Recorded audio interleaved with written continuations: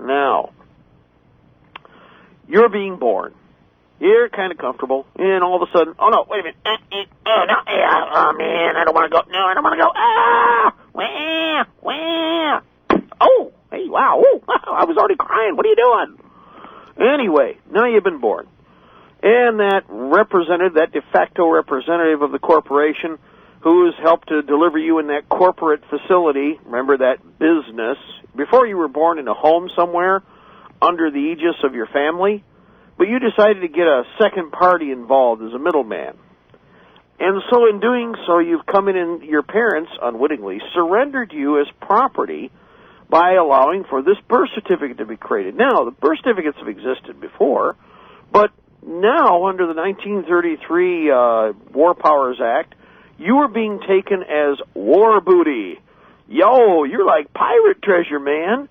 And what happens is this fictional corporation, known as the Corporation of the United States, by the way, once again, go to United States Code, find the Corporation of the United States, and take a look at where it's registered and why it's not registered in the United States.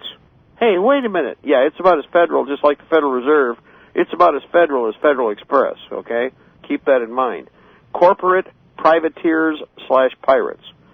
Now, the corporate entity has now created a manufacturer certificate against the property. You, the corpus, now soon to become a slave. In fact, from the moment you were born, as soon as that little ink pad was snapped on your foot, they were helping to make that happen right away. Now, what happens when they create the birth certificate? It goes to the Department of Commerce. Huh? Now, wait a minute. Let's ask you something. You know, in our traditional American government, we do have different institutions that need to be in place. One of them is a special institution that was supposed to come around and not ask you what your underwear size and how many underpants you have in your drawer, not how many cars you own, not how you go to and from work, and 100 other questions that aren't supposed to be there. This department was supposed to ask you how many people are in the home, so that overall, the government could determine how the distribution of state representatives would be established within the House. What is that bureau? You only see them every so many years. It's called, I'll give you a big hint, the Department of the... Come on, can you say it? How about the Census? Or known as the Census Bureau. Well, that makes sense, doesn't it? Okay, if you were going to have a birth certificate, wouldn't that simply go to, like, the Census Bureau to confirm that somebody's alive and breathing? Oh, but that's not where it goes. It goes to the corporation of the Department of Commerce. Commerce, as in trading and business. Why?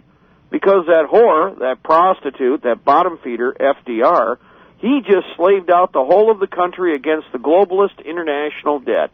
The wet dream of all of these international banker parasites, who, by the way, just stole $700 billion from you, $700 billion worth of digits in your time, and more, and trillions on trillions of that. So, in other words, indenturing in these incredible numbers. Now, going back to that birth certificate, what happens? Now your little pad's on there, and they decide that you're worth so much. Huh? Yeah. They decide that you're worth a dollar amount. Now, I'm going to tell you something right now. It's a witch doctor formula. Some of your birth certificates are worth $1.5 million with an M, which, by the way, is chump change and chicken feed nowadays if you look at the multi-billion and trillion and quadrillion dollar debts they're creating. But we're going to get to that in the formula down the road. $1.5 million to $10 million, in fact, it's closer to 10 for most of you, is what your birth certificate is worth. Did you know that? Did somebody come up to you after your children were born and say, "Hey, Wilma and Fred Schmidlap, congratulations, you got a $10 million bond in your hand there. That little baby there, that little baby there is worth $10 million. Did the doctor tell you about that birth certificate, what it does? He knows. Go to United States Code and take a look at the punishments if he doesn't take care of his corporate obligations. He knows. By the way, they'll have legions of doctors standing there and other people to forcibly grab that baby to make sure that that paw print is put on there so that your child is slaved. You don't think so? We've covered this for years. Years. Not for a few years either. Once you discover this, you become really disgusted with them because they know. But did anybody walk up and say, hey, Wellman Fred, you've got a fine $10 million bond sitting there right now? No, they didn't. And the parents, who, by the way, remember, are actually the overseers of that infant until that child is, because it's the fruit of your loins, your property, literally, because it is an extension of you. That child is an extension of your person. Instead, the state would imply that they own the child. Really? They're not going to be there to feed them. They're not going to be there to take care of changing the diapers. In fact, they're going to run from that idea real quick. Oh, but they will tell you if they wish to overlord, to manipulate you in some way. We can get into that later. But all of a sudden, nobody told you got a $10 million bond sitting there. Well, you don't really have it sitting there now because, you see, the actual manufacturer certificate went to the Department of Commerce. And they created, through another institution, a private corporation, a bond. The bond is then floated and used in commerce activity to puff up the numbers of our credit rating and our national debt. Now, years ago, there weren't as many people in the system. And years ago, like any Ponzi scam, the music was playing very slow. The Coriolis was like when you first pull the plug on a bathtub. That's exactly what this is, guys. You have this big pool, this reservoir. When you first pull the plug on a bathtub, or when you flush a toilet, which of course is a micro version, that's much faster, thank goodness, because you wouldn't want to see all those funny little pieces and chunks circling around for about a half hour as the big toilet drains. So the toilets are much faster and more efficient, but the same effect is there. You have the calm water, you hit the little plug, and then you notice that there's a little bit of motion. And then there's a breaking point with the adhesion, and the water moves faster and faster and faster and faster and faster and faster and faster and faster, and in the end it's gone. Well, that's what this Ponzi scam is about, that your bond was thrown into. Now, back in 1933, the water was very calm. Now, there was crisis.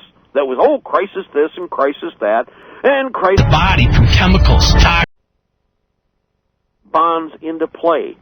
Every time you get into a contract with the government for any kind of purported benefit, which in reality is nipping away at your liberty, surrendering a part of your liberty for a perceived benefit that isn't, they then created more of these fictional bonds.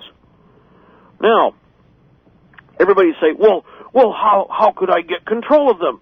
How can you prove to me that they exist? Well, there's a whole process you can go through, and by the way, what you do is you tell the Secretary of the Treasury what to do. You see, what you didn't know is you were in business with the Secretary of the Treasury, and you didn't know that you are in business with the Corporation of the United States. What you did is you decided to become feeble-minded, and you didn't understand this in the contracts you were signing, and what you did is you handed all of this business over to the corporation. And they managed it for you because you're feeble-minded. Do you remember where I used that term before? Bar association members. When you surrender yourself to the corporate courts under admiralty law, it is the law of the sea / the law of piracy and privateering. And bar members are officers royal of that alien court. Their job is to move the commerce, to move the property, and shuffle it around so that they themselves will directly benefit as pirates / privateers, and support the lucre pushers that are making the business happen. Now, where are these bonds moved? Right in front of you. How many of you ever looked at the bond market?